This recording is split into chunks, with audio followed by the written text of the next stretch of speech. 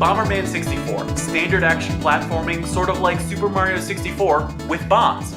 I rented it as a kid and was pretty impressed, so I wonder how it holds up today. Wait a minute. This isn't Bomberman 64? Disappointed! Here's the deal. The Bomberman 64 that came out in America and Europe is actually Baku Bomberman in Japan.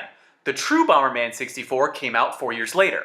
Both were developed by Hudson Soft, but only Baku Bomberman received a worldwide release. All of the other Bomberman N64 games were 3D platformers that looked like Super Mario 64. Bomberman 64, however, is an old-school throwback to the days of the SNES and the Genesis, or Mega Drive for you Euro types. Bomberman 64's graphics look quaint for a console game released a year after the PlayStation 2. Despite, or maybe even because of this, the game looks better than most other titles on the N64. More than a decade later, the cartoony sprites look much better than almost everything else on the system. The gameplay heavily borrows from the more retro titles in the series by trapping your Bomberman on a grid. I'm sure this will come as a huge shock to you, but bombs are your sole method of destroying enemies. You also have to blow up blocks and reveal the exit to the next stage. Pro tip, don't bomb the gates after revealing them or you'll unleash smiling pink condoms that ruin your day. Bomberman starts out slow and he can only drop one bomb at a time.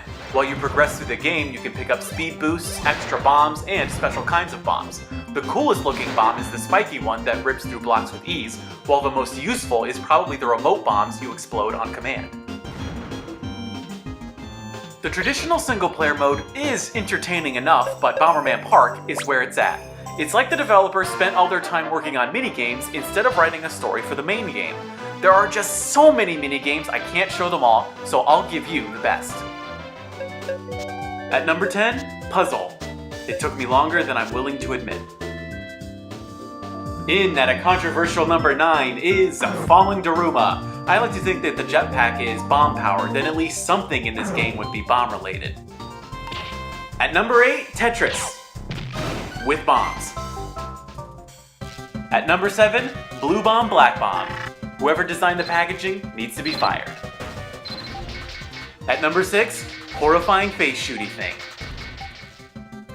In at number 5, Bomber Samurai. Perfect for people who like things coming at their face. Number 4 is Doki Doki Highway. Here's the secret, never change lanes. In at number 3, Tiny Spaceman. Save them all from the cold vacuum of space.